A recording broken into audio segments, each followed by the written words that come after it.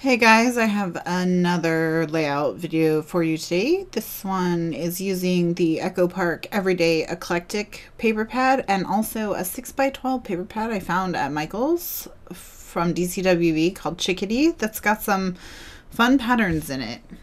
So what I'm doing here is I'm just flipping through the pad and taking a look at the patterns and seeing which one I like. And I like this one that has kind of that confetti look because it goes with the bokeh effect that I put on the photo.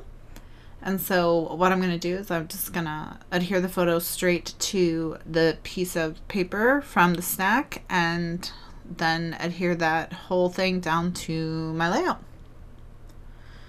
And this is just a real quick and easy kind of way to add some fun texture and other patterns to the page, and I was really happy to find the paper pad there.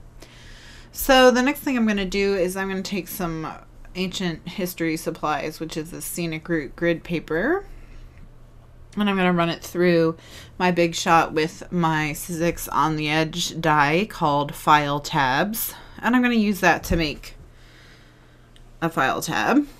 And I actually ended up making, I think, 2 or 3 file tabs, but I only used one on the project. And I just use Post-its to hold my papers in place while I'm doing my die cutting. So I'm just gonna slide this under the page. And at first I thought I would angle this piece, but then I changed my mind and decided to punch the other side with the EK Success notebook punch so it would look like it was a tab that was torn out of a book. And then if I did that, it would be weird if one side was straight and the other side was angled. So I decided to make them both straight. And I had the hardest time getting them lined up. I don't know what it was about the one on the right, but I messed it up so many times. I do not even know. And I ended up getting all crumpled up, but it gave it some cool texture. So I decided to not worry about it. And then I'm going to just take a couple other strips, a turquoise and an orange from the Echo Park Everyday Eclectic collection to stick between the die cast with a view paper and the grid paper to kind of give it a little bit of a layered look and to pull out the orange and blue a little bit more than what I have already got going on with that confetti paper. And I made the one on the left wider orange than the one on the right, but I kept them both with a pretty narrow strip of the blue. So I'm just going to tuck that under and trim it off. And then this paper with the balloons is also from the Echo Park Everyday Eclectic collection, and I'm gonna cut out a bunch of balloons and I'm just gonna use them as the main embellishment for my page. And I really like to do this, to take paper that has embellishments like this and cut it out.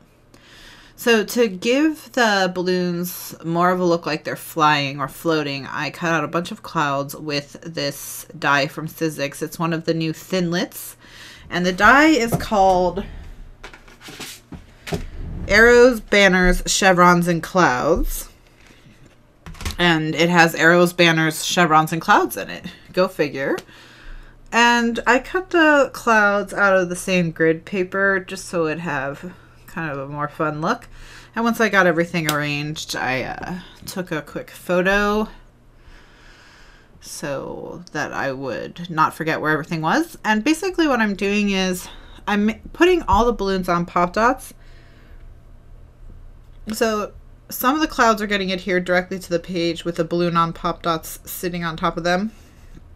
Some of the clouds are getting adhered to the back of balloons, and some of the clouds are getting adhered to the front of balloons, and that's going to give it more of a three-dimensional effect since we have literally 3 different layers of clouds going on with these balloons. So I'm going to just keep adhering the clouds down, and some of them go off the edge or off the top, and all I do is turn it over and trim them off with my craft knife when I'm done. So the next thing is that cloud that's in the upper left corner of that confetti paper is really irritating me, and I tried to pull it up, but I used score tape to stick it down, so it's really kind of stuck. So I'm going to use this stamp set by Mama Elephant. The name of the stamp set is Smitten, and I'm going to use it to create kind of a custom embellishment that I am going to use to cover up that cloud. So I have stamped "You Are Simply Wonderful," and then I'm going to take another stamp from the collection, which is these two hands forming a heart shape. And I am going to stamp that right next to the "You Are Simply Wonderful," and I'm basically building kind of a custom embellishment or custom die cut. So the next thing I'm going to do is I'm going to take my heart scalloped border punch from American Crafts from the Knockouts set, and I'm going to stamp some of this white and blue matte paper with it. This is from the collection. And then I'm going to trim the matte paper down, and I think I trimmed it to 1.5 inches or 1.25 inches. And I'm also going to take a piece of pink cardstock that matches the pink of my background paper. And I just took a standard office supply hole punch and punched out some holes, which I'm going to use to back the hearts so that the hearts will be pink against the blue and white background on this die cut. So yes, I did cut it to 1.5 inches. So I'm just going to trim that down. And I made sure to use the side of the die cut that didn't have the words on it, so that if I ever did want to use this die cut later, I still could. I haven't really changed it too much. I've just made it shorter. So I'm just going to wrap that around and then trim off the extra gray cardstock. And then I'm going to make it into a fishtail style banner. And I'm just going to draw a line up straight this into the center, 1/2 inch. And then I'm going to cut from the corners of the banner to that line that I drew. And that's going to give me a nice fishtail. And then the last thing I'm going to do is I'm going to use my corner chomper to punch all the way through all of those layers. And I'm just going to take a basic piece of string like you would see in a shipping tag and run it through, and now I have this custom long skinny tag, which I really loved how this embellishment turned out. The look of the long skinny tag is really fun, and I think I'll probably definitely repeat this on other layouts. Now I'm taking some small glitter letters. These are Recollections brand. They're from Michaels, and they're a great size. They are bigger than the tiny type style of letters and smaller than thickers, so they're fabulous for a long title or for a subtitle.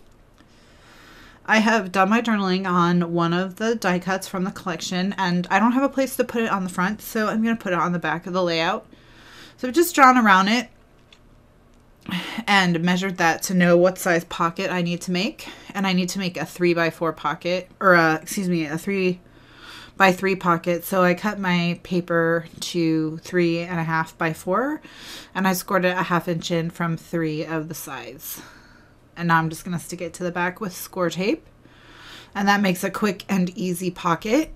And you can add all kinds of things to the back of your layout this way, because you can customize it to be any size. So if you had, say, a brochure, for example, that you wanted to include with the layout, but it didn't match kind of the design you had going on, or there wasn't room for it, you can make a larger pocket to stick back there and have it peeking out the top a little bit. I mean, there's all kinds of things that you can do to utilize both sides of your layout. And it'll be hidden by the next layout in the page, so it won't look weird. So I'm just going to round the 2 corners of the tag. I thought it looked a little too pointy sticking up there. And then now I'm kind of wishing that I hadn't cut the tops of the clouds and balloons off. But I didn't know I would be doing this, so it's kind of like, oh well. So I got the Say Cheese stamp set from Lawn Fawn, and I am going to I stamped the smiley face and the I heart you. And now I'm going to color in the heart with just a red marker. And then I'm going to add some additional information, which is basically the location and date, using these small letter stickers from my little shoebox. And once I'm done doing that, I'm going to add some brads to give additional texture. I'm going to use some fabric brads, some epoxy brads, some gold rimmed brads, that sort of thing. So I didn't really love the smiley face, so I'm going to cover the smiley face up with one of the brads, and then I'm also going to stick the brads through some of the clouds and balloons just to add additional texture to the page. And then I grabbed this little arrow stamp from Studio Calico and I stamped it, and I stamped it in gray, and I didn't like it, so I thought maybe I don't like it because it's not really showing up very well, so I stamped it in black, and I really didn't like it, so I should not have stamped it at all, was the lesson there. So to tone it down, I'm going to color this wood veneer heart pink with Colorbox Fluid Chalk ink in Rouge or Rose Coral. And then I'm just going to cover up that heart, and that kind of breaks up that black line, and that helps a little bit. And then just so I don't have just the one heart there, I'm going to add another heart over by this brad and balloon, and then I'm going to add another heart at the top onto that journaling card.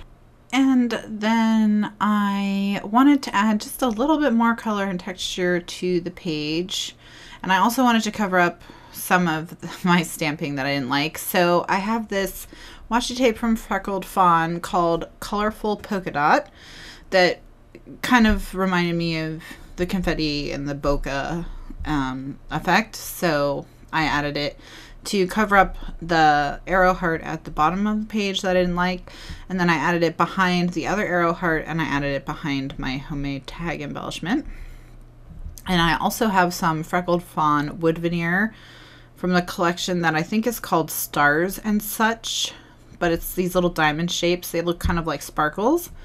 And I sprayed them with the Heidi Swap Color Shine in Mustard.